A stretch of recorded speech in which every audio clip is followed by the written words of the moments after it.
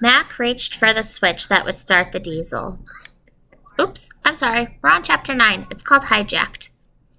Mac reached for the switch that would start the diesel engine, but at that very moment, a loud voice from the darkness outside the truck called, "Reach for the sky! Don't make a move! Hands up! We've got you covered!" Mac froze at the wheel. Henry's heart leaped up in his throat, ricocheted around, and then settled back down in his chest again. Two men jumped onto the truck, one on each side, each man carrying a small blue revolver. The guns were pointed straight at Mac. After a moment, Mac found his voice. "What is this?" he asked. The man on Mac's side of the truck, the one with the mustache, replied, "This, sir, is a robbery, a stick-up, a hijacking, in fact. Section 3, Part 4 of the Criminal Code, seizure of a cargo of goods from a vehicle or vessel on the roads or highway." "Oh," said Mac. "Right, Louie," said the man on the right side. He was the smaller of the two thieves, and instead of a mustache, he wore a horn-rimmed glasses and a lopsided smile.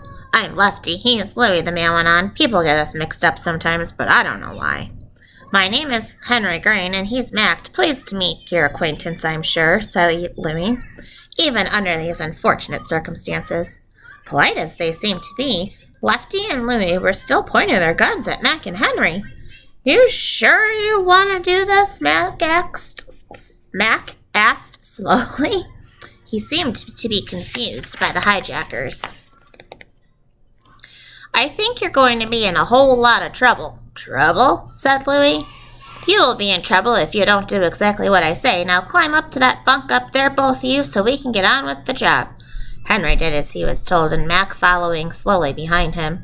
Mac was getting angry, Henry could see, but when he spoke, his voice was calm. "I don't suppose it would do much good to tell you that you're definitely breaking the law," he said.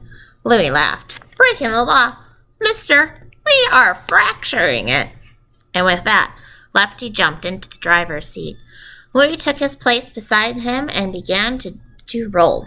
Mac still had something in his hand, and above the roar of the motor, he called down to the pair of thieves. "You better stop now. I think you're making an awful mistake." "There's no mistake about it," Louie called back over his shoulder. "We know exactly what we're doing. We're hijacking a cargo of expensive furs."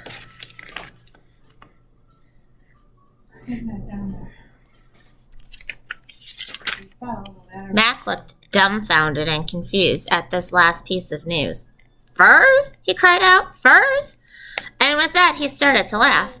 Great gusts of laughter poured out of Mac. He doubled over one or two times, and finally tears came to his eyes and rolled down his cheeks. He was laughing so hard. "Oh, Lord," he cried when he could finally speak. "They think they're stealing furs." The more Mac laughed, the more concerned Louie became. He signaled Lefty to stop the truck, and when he had, turned to look up at Mac. In a low voice, he said, "No furs?"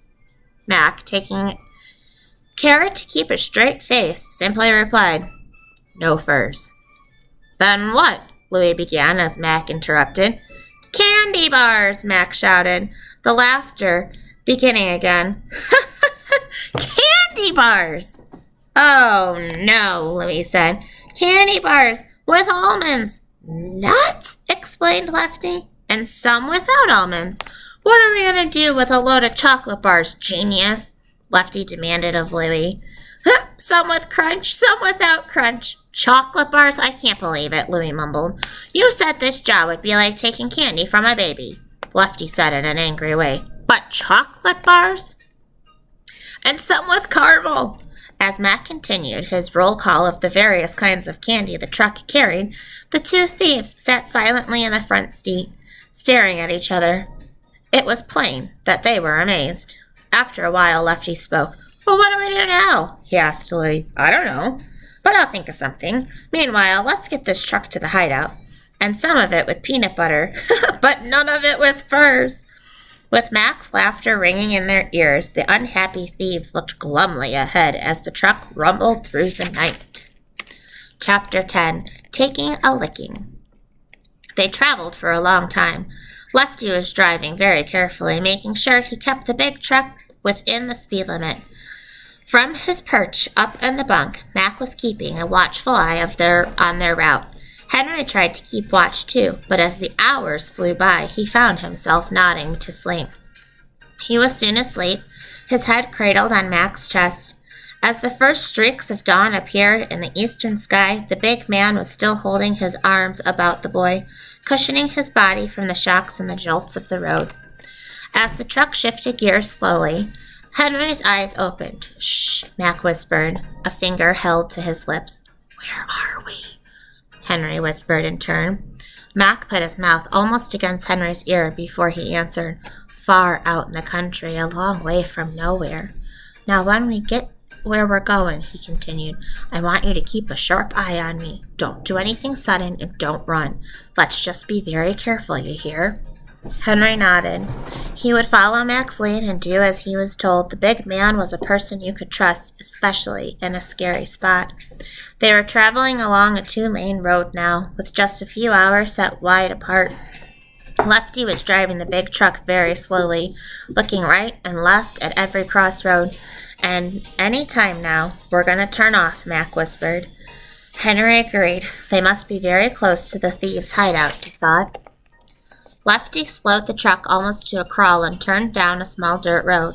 The truck bounced along a narrow track, turning right and left through the trees, and in a few minutes came to a stop in the grove pines, near a small wooden cabin.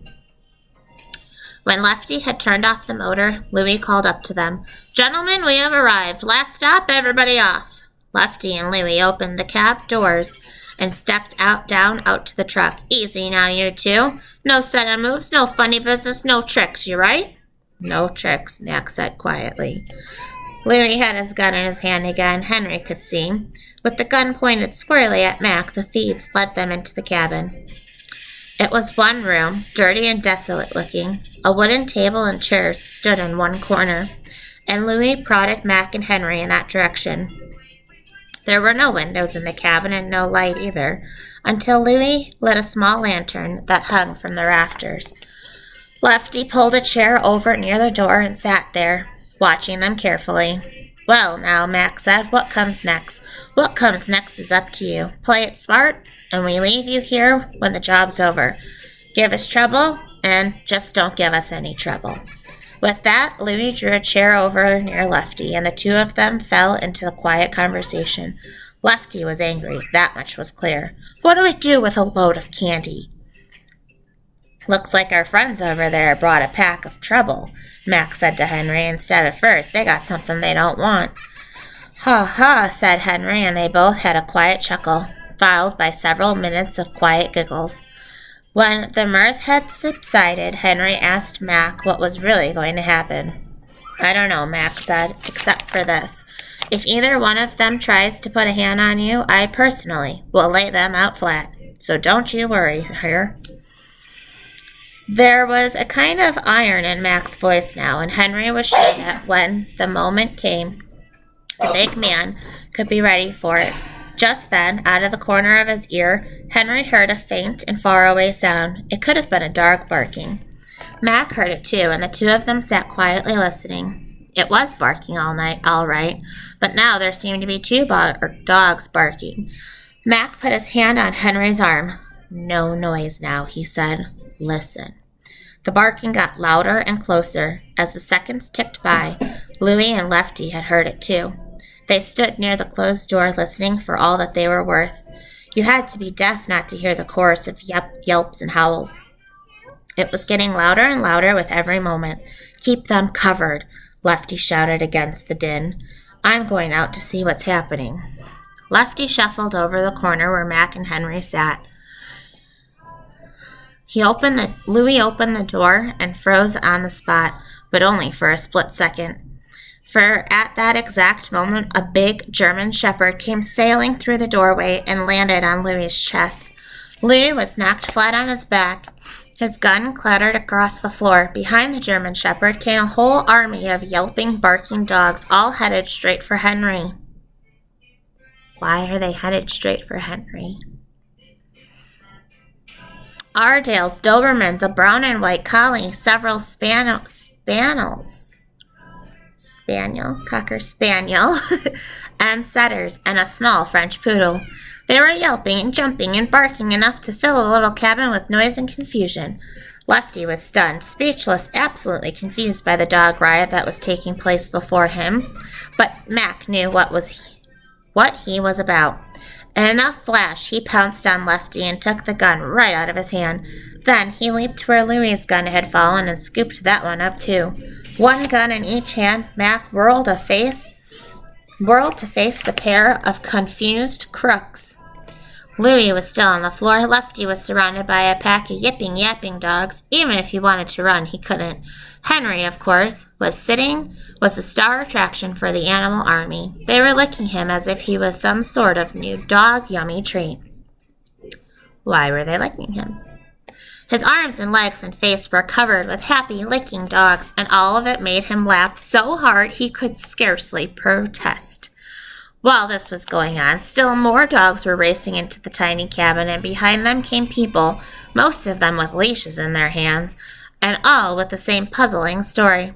They had been out on a walk with their dogs, when one after the other the animals had put their noses in the air, sniffed wildly, and began racing madly along the dirt road as if following an irresistible scent. Now what could have made those animals behave so strangely? And what about those guns? What was going on in this cabin anyway? Why did the place smell like a chocolate shop? It took about an hour and the arrival of the local police to sort it all out. Mac had a lot of explaining to do, but when it was over, Louie and Lefty were handcuffed. As they were being led away, Henry heard Lefty mutter, "We go after furs and we get candy bars. We get to our hideout and we're invaded by dogs. It's getting so a guy can't make a dishonest living anymore." "Ha ha," said Mac and Henry together. As the police car turned out of sight at the end of the tree-lined dirt road, they were still laughing. "Come on, kid," said Mac between chuckles. "We've still got some candy to deliver."